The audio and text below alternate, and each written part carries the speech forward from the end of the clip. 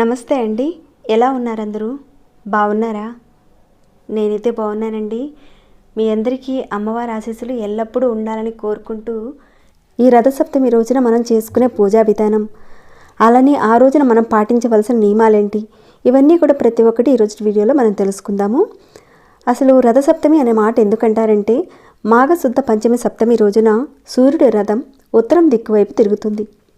అందుకే మాఘశుద్ధ సప్తమి రోజున రథసప్తమి అనే పేరు వచ్చింది.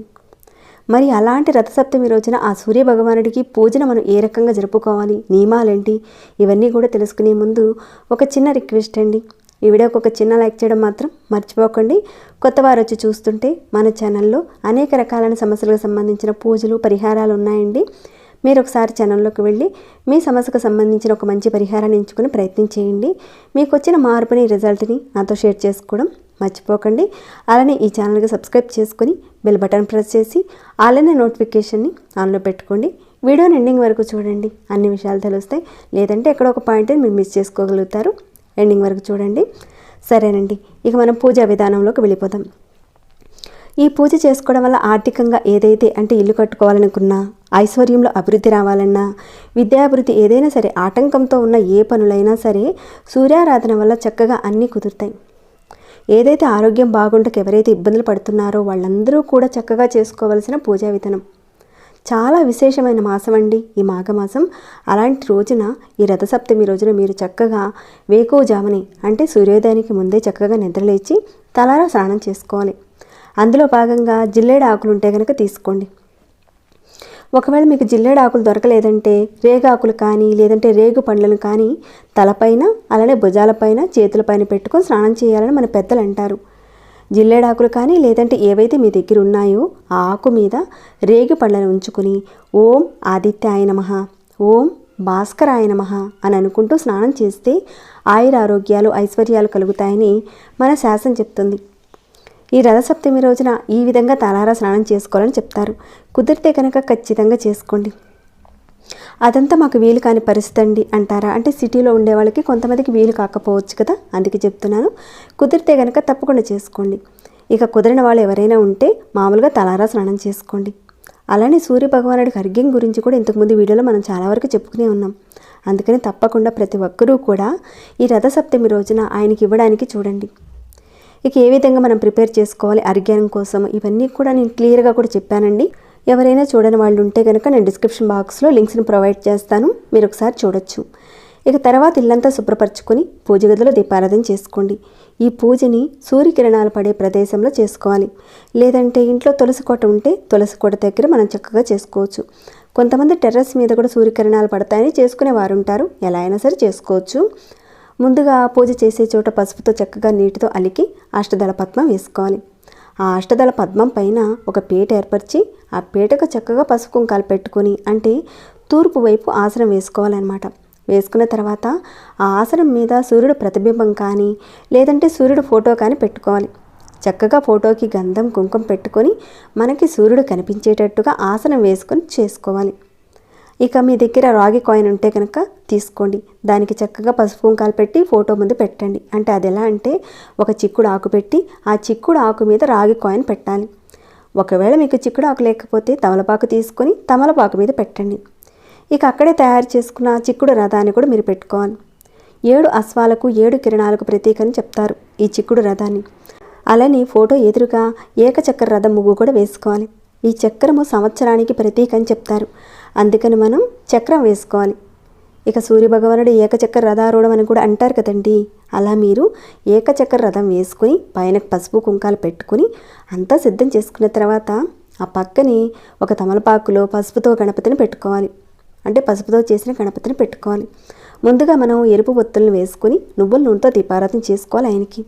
తర్వాత వినాయకుడికి పాద్యం అర్ఘ్యం ఇచ్చి బెల్లాన్ని నైవేద్యంగా పెట్టి ఆయనకి సంబంధించిన నామాలు చదువుకొని మనం పూజ చేసుకోవాలి ఆయనకి. ఆ తర్వాత సూర్యభగవాను అక్షింతలతో ఆవాహన చేసుకోవాలి.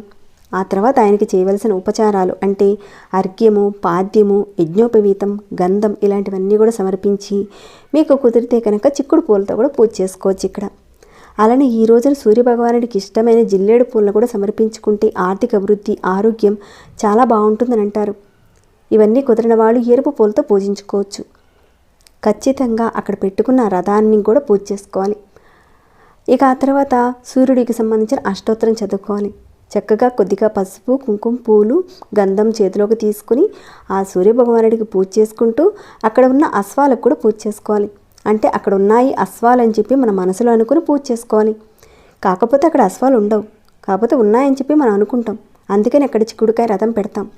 అలానే ఏకచక్ర రథం కూడా వేస్తాం కాబట్టి అక్కడే అశ్వాలు ఉన్నాయని మన మనసులో ఒక భావం చేసుకొని పూజ చేసుకోవాలి. ఇక నోముల పట్టి కథం చదువుకునే వాళ్ళు ఉంటే కనుక మీరు ఎలా ఆచరిస్తారో అలానే చేసుకోండి. అలానే సూర్యుడు ఎదురుకుండా కుంపట పెట్టుకొని ఆవు పిడకలు పెట్టి పాలు పొంగించుకోవాలి. పాలు పొంగించుకునేటప్పుడు చెరకగడతో తిప్పుతూ చేయాలి. పరమాన్నంలో గరిటె పెట్టకుండా చెరకగడతోనే చేయాలి. పాలు ఒక 3 సార్లు పొంగిన తర్వాత బియ్యాన్ని 3 గుప్పెల్లో తీసుకుని అందులో వేసి సూర్యదేవుని తలుచుకొని నమస్కరించుకొని పాల పొంగలు మనం తయారు చేసుకోవాలి. ఒకవేళ ఆవు పిడకలను పెట్టి సిద్ధం చేసుకోవాలని పరిస్థితి ఉంటే మీకు కౌంటర్ టాప్ ఉంటుంది కదండి, అదంతా క్లీన్ చేసుకుని ముగ్గు వేసుకుని స్టవ్ పెట్టుకొని ఆ స్టవ్కి పసుపు కుంకాలు పెట్టుకున్న తర్వాత ఆ పాలు పొంగించి ఆ పాత్రకు కూడా చక్కగా పసుపు కుంకాలు పెట్టి పాల పొంగను మనం తయారు చేసుకోవాలి. ఇక్కడ మీ దగ్గర ఫోటో లేకపోయినా పర్వాలేదు, సూర్యుడికి సంబంధించిన సూర్యుని ప్రతిబింబం వచ్చేలా బియ్యం పిండితో ముగ్గు వేసుకుని రాగి కాయిన్ పెట్టుకొని మనం పూజ చేసుకోవచ్చు. రథసప్తమి రోజున ఇక్కడ మీరు చూస్తున్న విధంగా ఒకవేళ మీరు రథసప్తమి రోజున సూర్యభగవానుడికి పూజ చేసుకోవాలనే పరిస్థితి ఎవరికైనా వస్తే, ఆటంకాలు అలాంటివి వస్తే కనుక మీరేం చేస్తారంటే ఈ మాఘమాసంలో వచ్చే ఏ ఆదివారం రోజైనా సరే మీరు చేసుకోవచ్చు ఈ పూజని. తప్పేమీ లేదండి, సూర్యభగవానుడికి చక్కగా చేసుకోవచ్చు. తర్వాత ఏంటంటే నైవేద్యం సమర్పించాలి ఆయనకి. అంటే ఒక రాగి పళ్ళెం కానీ లేదంటే ఒక ఇతర పళ్ళెం కానీ తీసుకోండి. రాగి పళ్ళెం ఉంటే కనుక తప్పకుండా తీసుకోండి. దాంట్లో మీరు ఒక 3 చిక్కుడు ఆకులు పెట్టండి. చిక్కుడు ఆకులు దొరకవు అనేవాళ్ళు మీరేం చేస్తారంటే 3 తమలపాకులు పెట్టండి. ఎందుకంటే చిక్కుడు ఆకులు అన్ని చోట్ల దొరకవచ్చు, దొరకపోవచ్చు కాబట్టి తమలపాకులు తీసుకోండి, పెట్టండి ఒక 3. ఆ ఆకుల మీద మనం చేసిన నైవేద్యం కొద్ది కొద్దిగా పెట్టుకోవాలి. నైవేద్యంతో పాటే 2 రేగిపళ్ళు ఒక్కొక్క ఆకుల్లో పెట్టుకోవాలి. ఈ 3 ఆకుల్లో పెట్టిన నైవేద్యం సూర్యభగవానుడికి వెళ్తుంది. ఇక నీటిని చిలకరించి దాని మీద స్వామివారికి నైవేద్యం చూపించాలి. తర్వాత మళ్ళీ మీరు ఒక 3 చిక్కుడు ఆకులు తీసుకోండి. దాంట్లో నైవేద్యం పెట్టి ఆ 3 ఆకుల్లో పెట్టిన ఆ నైవేద్యం రథ అశ్వాలకు వెళుతుంది. నీటిని చిలకరించి అశ్వాలకు చూపించండి. మళ్ళీ ఒక 3 చిక్కుడు ఆకులు తీసుకోండి. వాటిల్లో కూడా మళ్ళీ కాస్త నైవేద్యం పెట్టండి. ఈ 3 ఆకుల్ని మీరు అగ్నిహోత్రానికి అంటే పిడకలు పెట్టి తయారు చేసిన పొంగల్ ఉంది కదండి, అక్కడ అగ్ని ఉంటుంది కదా, ఆ అగ్నిహోత్రానికి నైవేద్యంగా అగ్నిలో వేసి సమర్పించాలి. అగ్నికి సమర్పించే నైవేద్యాన్ని మనం అయితే ప్రసాదంగా తీసుకోకూడదు.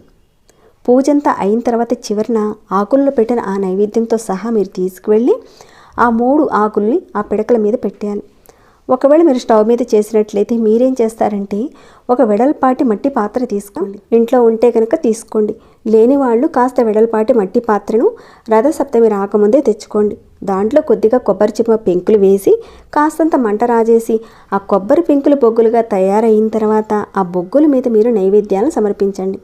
అలా అయినా సరే కనీసం అగ్నిహోత్రుడికి నైవేద్యం సమర్పించినట్టు లెక్కకు వస్తుంది. ఈ 3 ఆకుల్లో పెట్టిన ఆ నైవేద్యాన్ని అగ్నిహోత్రుడికి సమర్పించాలి. అందరికీ అర్థమైంది అనుకుంటున్నాను. ఒకవేళ మీరు తులసి చెట్టు దగ్గర పూజ చేశారనుకోండి, ఈ పూజ అంతా మళ్ళీ ఒక 3 ఆకులు పెట్టి నైవేద్యం పెట్టి తులసమ్మకు నైవేద్యం సమర్పించాలి. ఆ లెక్కన మీరు ఎన్ని ఆకుల్లో నైవేద్యం సమర్పించాలనేది ఒక లెక్కగా తీసుకొని అన్ని ఆకులు తెచ్చిపెట్టుకోండి. సూర్యభగవానుడికి 3 ఆకుల్లో నైవేద్యం పెట్టాలి, అశ్వాలకు ఒక 3 ఆకుల్లో నైవేద్యం పెట్టాలి, అగ్నిహోత్రుడికి ఒక 3 ఆకుల్లో పెట్టుకోవాలి. అలానే మీరు తులసమ్మ దగ్గర పూజ చేసుకున్నట్లయితే ఇంకొక 3 ఆకుల్లో నైవేద్యం పెట్టాలి. ఇలా మనం నైవేద్యం సమర్పించుకోవాలి. అలాగే అరటి పండ్లను నైవేద్యంగా కూడా పెట్టాలి. ఇంకా కొబ్బరికాయ కూడా అక్కడే కొట్టుకోవాలి మనం. ఇదంతా అయిన తర్వాత చివరగా కర్పూర హారతి ఇచ్చి తాంబూలం సమర్పించండి. ఇక ఈరోజు ఉపవాసం ఉండాలని చెప్తారు. ఎట్టి పరిస్థితుల్లోనూ మీరు నాన్ వెజ్ లాంటివి మాత్రం తీసుకోకండి. వీలైతే ఈ రోజున ఒక 5గురికి పసుపు కుంకాలు ఇస్తే చాలా మంచిదండి. పిలిచి చక్కగా ఇవ్వండి. ఒకవేళ ఈ రథసప్తమి రోజున మీకు చేయలేని పరిస్థితి ఉంటే కనుక ఈ మాఘమాసంలో వచ్చే ఏ ఆదివారం రోజైనా సరే చక్కగా ఈ విధంగా పూజ చేసుకోవచ్చండి. ఆ సూర్యభగవానుడికి పూజ అర్ఘ్యం అన్నీ కూడా ఇస్తారని నేను ఆశిస్తున్నాను. ఎలాంటి పరిస్థితులు ఉన్నా కానీ కనీసం రథసప్తమి రోజున పూజను మాత్రం ఆపడం మాత్రం చేయకండి. సో ఇక ఈ వీడియోని ఇంతటితో ముగిస్తున్నాను. ఇంకేమైనా డౌట్స్ ఉంటే కనుక అడగండి, తప్పకుండా రిప్లై ఇస్తాను. మీ మనసుకు ఎలా అనిపించింది అనేది కూడా కాస్త కామెంట్ రూపంలో నాకు తెలియచేయండి. లైక్ చేయకుండా ఉంటే కనుక ఒక చిన్న లైక్ చేయండి. సబ్స్క్రైబ్ కాని వారు ఎవరైనా ఉంటే కనుక మన ఛానల్కి సబ్స్క్రైబ్ చేసుకొని ప్రతిరోజు మన ఛానల్లో ఉన్న వీడియోస్ని చూస్తూ ఉండండి. మరొక భక్తి వీడియోలో మళ్ళీ మిమ్మల్ని కలుసుకుంటాను. అంతవరకు సెలవు.